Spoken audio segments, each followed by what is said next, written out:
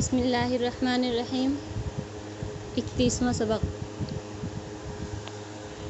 ہر سبق کی طرح اس سبق میں بھی انشاءاللہ 5 باتیں پڑھی جائیں گی۔ نمبر 1 قرآن کریم کی آیت، نمبر 2 حدیث، نمبر 3 عقیدہ، نمبر 4 مسئلہ، نمبر 5 دعا۔ نمبر 1 مصیبت گناہ کا وبال۔ اعوذ باللہ من الشیطان الرجیم، بسم اللہ الرحمن الرحیم۔ ما اصابک من حسنۃ فمن اللہ وما اصابک من سیئۃ فمن نفسک وارسلناک للناس رسولا وکفی باللہ شہیدا۔ تمہیں جو بھی بھلائی پہنچتی ہے تو وہ محض اللہ کی طرف ہوتی ہے، اور جو بھی برائی پہنچتی ہے تو وہ تمہارے اپنے سبب سے ہوتی ہے، اور اے پیغمبر ہم نے آپ کو لوگوں کے پاس رسول بنا کر بھیجا ہے، اور اللہ گواہی دینے کے لیے کافی ہے۔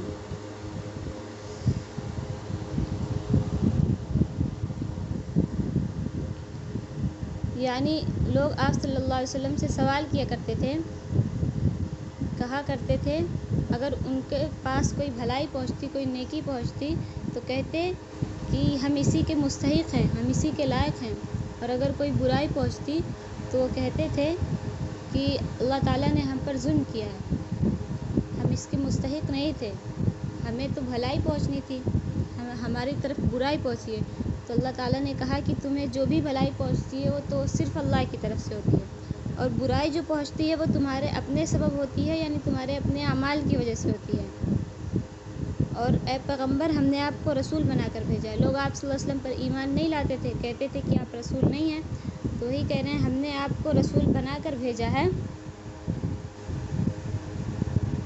آپ کو لوگوں کے پاس رسول بنا کر بھیجا ہے، اور اللہ ہی گواہی دینے کے لیے کافی ہے، کسی اور کی گواہی کی ضرورت نہیں ہے، اللہ تعالیٰ گواہی دے رہے ہیں اور اللہ گواہی دینے کے لیے کافی ہیں۔ اسی لیے انسان کو چاہیے کہ بھلائی کو حق تعالیٰ کا احسان سمجھے، یعنی اللہ تعالیٰ کا احسان سمجھے، اور مصیبت کو اپنے اعمال کی شامت جانے، یعنی اپنے اعمال کا نتیجہ، اس کا بدلہ مل رہا ہے۔ نمبر 2 جس سے محبت اسی کے ساتھ انجام۔ عن عبد اللہ بن مسعود رضی اللہ عنہ عن النبی صلی اللہ علیہ وسلم انہ قال المرء مع من احبہ۔ حضرت عبداللہ بن مسعود رضی اللہ عنہ فرماتے ہیں کہ نبی کریم صلی اللہ علیہ وسلم نے ارشاد فرمایا، آدمی اسی کے ساتھ ہوگا جس سے اس نے محبت کی، یعنی قیامت میں، آخرت میں آدمی اسی کے ساتھ اٹھایا جائے گا جس سے وہ محبت کرتا ہے۔ اگر انسان کوئی مان لیجئے مثال کے طور پہ اگر کوئی عورت ہے اور وہ بے پردہ عورتوں سے محبت کرتی ہیں تو انہی کے ساتھ اٹھائے جائیں گے۔ آدمی کا انجام اسی کے ساتھ ہوگا جس سے وہ محبت کرتا ہے۔ اگر کوئی انسان کافر یا مشرک سے محبت کرتا ہے تو اسی کے ساتھ اٹھایا جائے گا، اور اگر کوئی اللہ والوں سے محبت کرتا ہے تو وہ اللہ والوں کے ساتھ اٹھایا جائے گا، کیونکہ یہاں پر اللہ کے نبی حضرت محمد صلی اللہ علیہ وسلم نے فرمایا آدمی حضرت عبداللہ بن مسعود رضی اللہ عنہ فرماتے ہیں کہ نبی اکرم صلی اللہ علیہ وسلم نے ارشاد فرمایا، آدمی اسی کے ساتھ ہوگا جس سے اس نے محبت کی۔ اس لیے ہمیں چاہیے کہ اللہ کے نبی اور اللہ والوں سے محبت کریں تاکہ انجام بھی انہی کے ساتھ ہو۔ نمبر 3 قیامت کی علامت کبریٰ، یعنی بڑی نشانیاں۔ علامات کبریٰ بڑی نشانیاں۔ پہلی علامت مہدی علیہ الرضوان کی آمد، یعنی جو علامات کبریٰ بڑی نشانیوں میں سے سب سے پہلی نشانی یہ ہے کہ مہدی علیہ السلام آئیں گے۔ علامات کبریٰ سے مراد وہ علامتیں ہیں جو حضرت مہدی علیہ الرضوان کی آمد سے لے کر نفخہ اولیٰ تک ظاہر ہوں گی۔ نفخہ اولیٰ یعنی جب قیامت کے وقت سور پھونکا جائے گا، جس کی آواز سے سارے لوگ مر جائیں گے، اسے نفخہ اولیٰ کہا جاتا ہے، اور پھر کچھ عرصے بعد دوبارہ سور پھونکا جائے گا جس سے سارے لوگ زندہ ہو جائیں گے، اسے نفخہ ثانیہ کہا جاتا ہے۔ نفخہ اولا تک ظاہر ہوں گی۔ قیامت کی علامت کبریٰ 10 ہیں جو کہ درج ذیل ہیں، یعنی آگے آ رہی ہیں۔ نمبر 1، حضرت مہدی علیہ الرضوان کی آمد۔ نمبر 2، دجال کا نکلنا، یہ بھی قیامت کی بڑی نشانی ہے۔ حضرت مہدی علیہ السلام کے بعد دجال نکلے گا۔ نمبر 3، عیسیٰ علیہ السلام کا آسمان سے نازل ہونا، حضرت عیسیٰ علیہ السلام آسمان سے اتارے جائیں گے۔ نمبر 4، یاجوج ماجوج کا نکلنا۔ نمبر 5، سورج کا مغرب سے نکلنا، یعنی قبلے کی طرف سے پشچم کی طرف سے نکلنا۔ نمبر 6، دابۃ الارض کا نکلنا، یعنی زمین سے ایک عجیب شکل والے پرندے نکلیں گے، یہ بھی قیامت کی نشانی ہوگی۔ نمبر 7، ٹھنڈی ہوا کا چلنا۔ نمبر 8، حبشیوں کا غلبہ اور خانہ کعبہ کو گرانا۔ نمبر 9، دھواں کا نکلنا۔ نمبر 10، آگ کا نکلنا۔ ہر ایک کی تفصیل پیش کی جاتی ہے۔ نمبر 1، حضرت مہدی علیہ الرضوان کی آمد۔ حضرت مہدی علیہ الرضوان کی آمد قیامت کی بڑی نشانیوں میں سے پہلی نشانی ہے۔ آپ کا نام محمد اور والد کا نام عبداللہ ہوگا، یعنی آپ علیہ الصلوۃ والسلام کے نام کی طرح۔ حضرت فاطمہ رضی اللہ عنہا کی اولاد میں سے ہوں گے۔ سیرت میں آپ صلی اللہ علیہ وسلم کے مشابہ ہوں گے، یعنی آپ صلی اللہ علیہ وسلم کی جیسے ان کی زندگی ہوگی، ان کے اخلاق و اطوار آپ صلی اللہ علیہ وسلم کی طرح ہوں گے، البتہ صورت اور شکل و شباہت میں مشابہ نہیں ہوں گے، یعنی شکل میں آپ صلی اللہ علیہ وسلم کے جیسے نہیں ہوں گے، سیرت میں آپ صلی اللہ علیہ وسلم کے جیسے ہوں گے، ان کے اخلاق آپ صلی اللہ علیہ وسلم کے جیسے ہوں گے، مدینہ منورہ کے رہنے والے ہوں گے، مکہ مکرمہ میں ان کا ظہور ہوگا، شام اور عراق کے اولیاء اور ابدال بیت اللہ کے طواف کے دوران انہیں پہچان لیں گے اور ان کے ہاتھ پر بیعت کریں گے۔ پہلے ان کی حکومت عرب میں ہوگی، پھر ساری دنیا میں پھیل جائے گی۔ ان کے دور حکومت میں عدل و انصاف کا دورہ ہوگا۔ آپ کا عمل شریعت محمدیہ کے مطابق ہوگا۔ آپ کے زمانے میں دجال نکلے گا اور انہی کے زمانہ بادشاہت میں حضرت عیسیٰ علیہ السلام آسمان سے جامع مسجد دمشق کے مشرقی مینارے پر فجر کی نماز کے قریب نازل ہوں گے اور امام مہدی کے پیچھے نماز ادا فرمائیں گے۔ امام مہدی عیسائیوں سے جہاد کریں گے اور قسطنطنیہ کو فتح کریں گے۔ بیت المقدس میں آپ کا انتقال ہوگا۔ حضرت عیسیٰ علیہ السلام آپ کی نماز جنازہ پڑھائیں گے اور آپ بیت المقدس ہی میں دفن ہوں گے۔ بیت المقدس یعنی مسجد اقصیٰ۔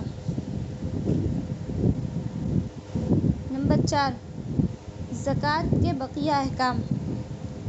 زکوٰۃ کے بارے میں اس سے پہلے سبق میں آپ لوگوں نے پڑھا ہے، اس کے باقی احکام آگے آ رہے ہیں۔ زکوٰۃ کے مصارف، یعنی زکوٰۃ کا مستحق کون کون ہے، کس کو آپ زکوٰۃ دے سکتے ہیں، ہر ایک کو زکوٰۃ نہیں دے سکتے۔ نمبر 1، فقراء۔ فقیر اس شخص کو کہتے ہیں جس کے پاس کچھ نہ ہو۔ اب جس کے پاس کچھ بھی نہیں ہے آپ انہیں زکوٰۃ دے سکتے ہیں۔ نمبر 2، مساکین۔ مسکینوں کو بھی زکوٰۃ دی جا سکتی ہے۔ مسکین اس شخص کو کہتے ہیں جس کے پاس کچھ ہو لیکن ضرورت سے کم ہو، یعنی اپنی ضرورت پورا کرنے کے بقدر نہ ہو اس کے پاس۔ نمبر 3، عاملین زکوٰۃ۔ وہ لوگ جنہیں حکومت کی جانب سے زکوٰۃ جمع کرنے پر مقرر کیا گیا ہے، ان کی تنخواہوں کی ادائیگی زکوٰۃ کی رقم سے کی جاتی ہے، یعنی جو زکوٰۃ جمع کر رہے ہیں ان کی تنخواہوں کی ادائیگی زکوٰۃ کی رقم سے ادا کی جائے گی، یعنی انہیں آپ زکوٰۃ دے سکتے ہیں۔ نمبر 4، مؤلفۃ القلوب۔ مستحق نو مسلم جنہیں اسلام پر پختہ کرنا مقصود ہو، یعنی جن کے دلوں کو اسلام کی طرف پھیرنا ہو، انہیں مسلمان بنانا ہو اور وہ مستحق ہوں تبھی دینا ہے، اگر مستحق نہیں ہے تو نہیں دے سکتے۔ نمبر 5، غارمین۔ غارمین کہتے ہیں ایسے مقروض لوگ جن کے تمام اثاثے ان کے قرضوں کی ادائیگی کے لیے ناکافی ہوں۔ یا اگر یہ لوگ اپنے اثاثوں سے قرض ادا کریں تو نصاب کے بقدر ان کے پاس مال باقی نہ رہے۔ نمبر 6، فک رقاب، غلاموں کو آزادی دلانے کے لیے زکوٰۃ دی جا سکتی ہے۔ نمبر 7، فی سبیل اللہ، جہاد پر جانے والوں کے ساز و سامان کی تیاری میں۔ اس کے علاوہ ایسے لوگ جو دینی کاموں میں مشغول ہونے کی وجہ سے معاشی سرگرمیوں میں حصہ نہیں لے سکتے، وہ بھی فی سبیل اللہ میں شامل ہیں۔ مثلاً مدارس کے طلباء، ان کو زکوٰۃ کی مد میں جیب خرچ، کپڑے اور کتب وغیرہ لے کر دی جا سکتی ہے۔ مطلب آپ فی سبیل اللہ، اللہ کے راستے میں جو خرچ کر دیں۔ نمبر 8، ابن سبیل، مسافر کے لیے۔ ابن سبیل کہتے ہیں مسافر کو۔ مسافر کے لیے یعنی وہ شخص جس کے پاس اگرچہ اپنے وطن میں نصاب کے بقدر مال تو موجود ہے، لیکن سفر میں اس کے پاس اتنی رقم نہ ہو جس سے وہ سفر کی ضروریات پوری کر کے اپنے وطن واپس جا سکے، تو مسافر کو بھی زکوٰۃ دی جا سکتی ہے۔ 8 لوگ ہیں جنہیں زکوٰۃ دی جا سکتی ہے۔ آگے ہے زکوٰۃ کی ادائیگی کے شرائط۔ نمبر 1، زکوٰۃ دیتے وقت زکوٰۃ کی نیت کرنا۔ یہ نیت کرنا ہے کہ ہم زکوٰۃ دے رہے ہیں۔ نمبر 2، مستحق شخص کو زکوٰۃ کے مال کا مالک بنانا۔ جو مستحق ہو اسی کو زکوٰۃ دی جائے، جو مستحق نہ ہو انہیں زکوٰۃ نہ دی جائے، پہلے تحقیق کر لی جائے۔ جن کو زکوٰۃ دینا جائز نہیں، اب دیکھیے کن کن کو زکوٰۃ دینا جائز نہیں ہے۔ نمبر 1، خاندان بنو ہاشم کو زکوٰۃ اور صدقات واجبہ دینا جائز نہیں ہے۔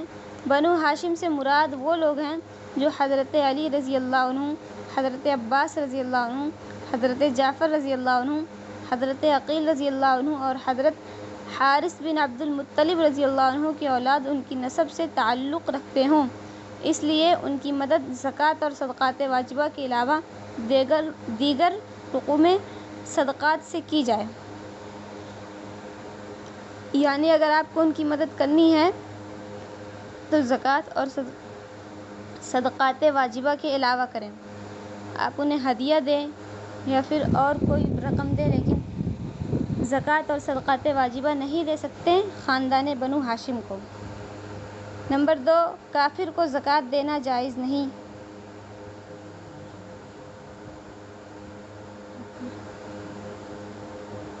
نمبر 3، ایسی NGOs اور ادارے جو شرعی حدود کا لحاظ نہیں کرتے انہیں زکوٰۃ دینا جائز نہیں۔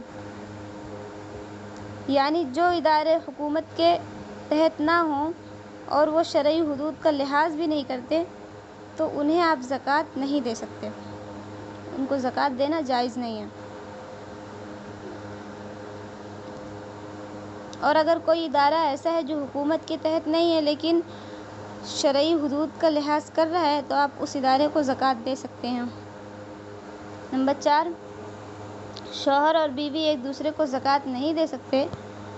نمبر 5، زکوٰۃ اپنے اصول یعنی ماں باپ، دادا دادی، نانا نانی اور فروع یعنی بیٹا بیٹی، پوتا پوتی اور نواسہ نواسی کو دینا جائز نہیں۔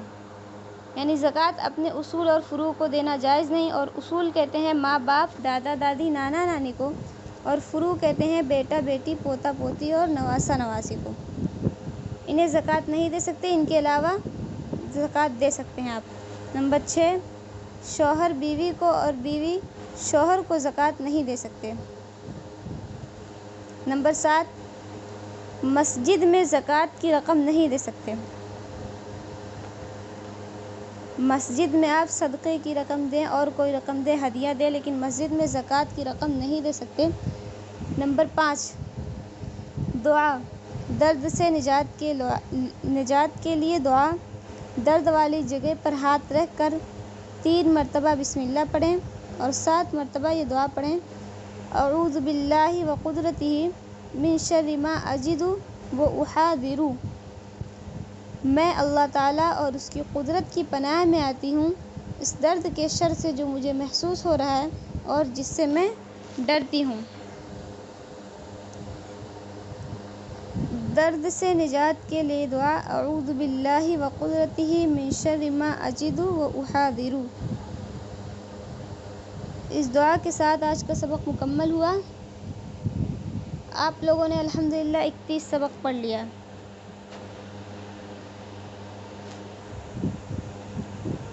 امید ہے آپ لوگوں کو سبق سمجھ میں آیا ہوگا۔ اگر نہ سمجھ میں آیا ہو تو بتائیں، کوئی سوال ہو تب بھی بتائیں۔ جی ٹھیک ہے، ماشاءاللہ سب کو سمجھ میں آ گیا۔ السلام علیکم ورحمۃ اللہ وبرکاتہ۔ السلام علیکم ورحمۃ اللہ